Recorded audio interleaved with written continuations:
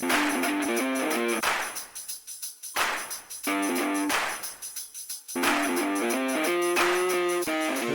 thanks for tuning into the Spirit of Vinyl. My name's Craig.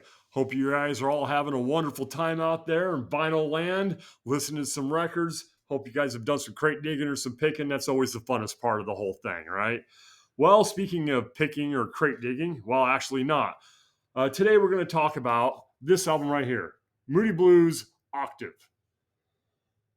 I got this album about, I don't know, 4 or 5 days ago, honestly. I work in the trash industry, and we have what's called a transfer station. For those of you who don't know what a transfer station is, that's where garbage gets dumped on the floor, then it gets pushed into a trailer and it gets transferred out someplace else. So the guys at our transfer station know I collect vinyl records. So people who are cleaning out houses or whatever, and they rent these dumpsters, and then they get dumped. And if my guys out at the transfer station see records, they'll jump out of the truck, save them off to the side, and say, "Hey, there's some records over there." So when I went there, this was in one of the boxes. It was some soft rock stuff.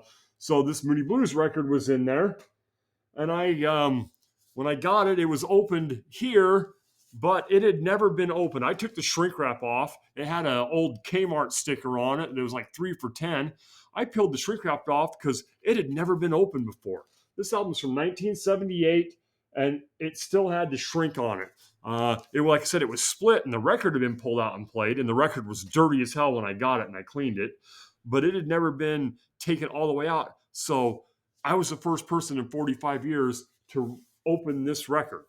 I opened this up like this. This had never been opened before because the shrink wrap had been wrapped around it. It had just been slit and somebody had pulled the record out. Still had the original inner sleeve right here. And it's got lyrics on the back. And I've got this listed as a VG plus on the sleeve condition due to the fact that it was still in the shrink wrap. It had never been opened. The record itself, I've got listed kind of as a VG. There is some popping on it. There's that London stereophonic label on there. And so I've got the record itself listed as a VG. Now, in all honesty, the Moody Blues is not my thing. I am aware of who the Moody Blues are or were, and I know it's soft rock music, and that is not my style at all. So my first impression, I'd never heard anything.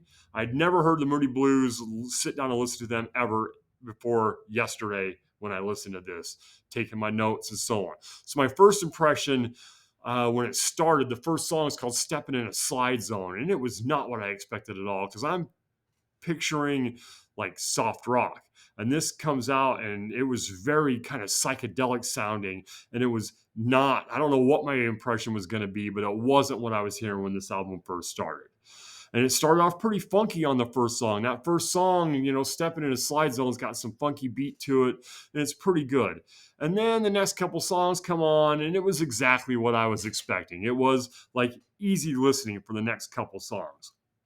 Then on the fourth song called I'll Be Level With You, it gets kind of like proggy sounding, like a prog rock type sound, sort of a Jethro Tullish type idea or whatever.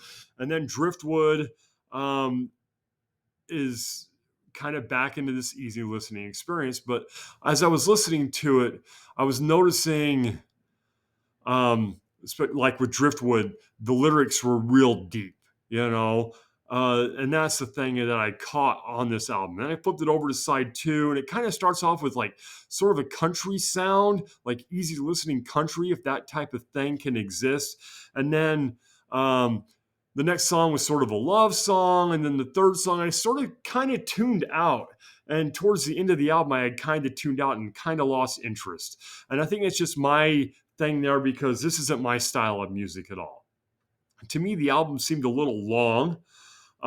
They are storytellers, and it's very easy listening. But somehow, with easy listening, it's also kind of psychedelic and a little bit of country.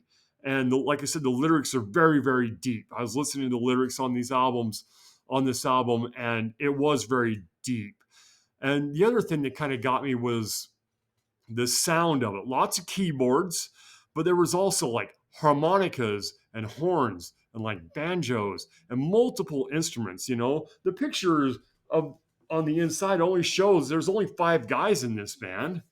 You know, I mean, there's only 5 guys, but they almost play multiple instruments because, like I said, I was hearing keyboards and guitars and drums, of course, but I was also hearing banjos and weird synthesizer type sounds of keyboards. And their harmonies are very good, and overall they're very talented and a very good band. It's just not my style, but to play it in the background and you having people over, I could also picture, it's the 70s. This album came out in 1978. I could picture this being played in the late 70s and early 80s in the background. People who probably dress nicer than I do and listening to it at cocktail parties, and it was the perfect music for that. It's really not for rocking out and jamming out, but if you do want to sit and listen and just kind of be mellow, go ahead and pick it up. You can get it for like $5. The prices on Discogs starts at 99 cents. The median price I saw was $5 or $10. If you can get one. This one does have some pops. There's no skips. Some of the popping was a little heavy at the beginning of one of the songs, so it kind of took me out of the music a little bit. But then, like I said, towards the end of the album, I took myself out of the music because I was kind of getting bored. That's more about my taste in music than anything else, not taking away from this band at all. Like I said, they're very talented, very good songwriters. It's cool lounge type music. It's easy listening. It's the type of stuff that plays in the background of, piano bars or grocery stores or whatever. It's not to distract you from the task at hand. It's just there to be background music. But it's actually pretty good. And the Moody Blues have been around for a long time. I don't know if they still exist or not, but we're all aware of who the Moody Blues are, whether we listen to them or not. I'm not going to detract from this. I'm not going to say this is my favorite. Honestly, I don't know if I'd ever listen to it again. That's because of my taste in music, not taking away from this band at all. But if you like that more, it would be good for me to play again if I got a group of people and we just want some background noise and we're having conversations and we're not really going to be paying attention to the music. It's good for that. So, for $5, you couldn't go wrong. If you found it in there and you've never heard anything like this either, go ahead and pick it up. You can pick it up for $5-10. Like I said, I was really surprised how good of a shape this one was in, considering it was found basically at a garbage dump. So, and that's the cool thing about record collecting. People I know I collect records. So they see things and they let me know, or these guys at work who run these heavy equipment, they see this stuff coming out of a roll-off dumpster, laying on the cement there, and they see a box of records, they're going to pick them up and save them for me. And I'm not going to be like, oh, it's not my style, I don't want that. I'm going to take it, I'm going to go ahead and clean it up. If it can be saved, I'm going to add it to my collection.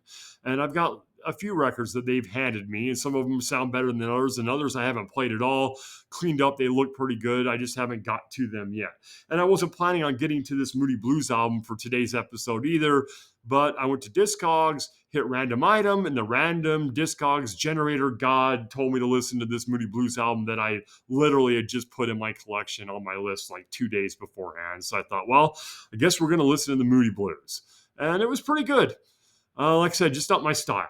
Overall, I would, musically, they're tremendous. You can give them 5 out of 5 stars. It's produced very well. It's mixed very well. They have all kinds of different instruments. Everything seems to fit together very, very well. Their styles tend to change from prog rock to like easy listening country. You can hear country background, style in it. Not that it's country at all. The lyrics aren't country at all, but it's got that bluegrass country feel to it.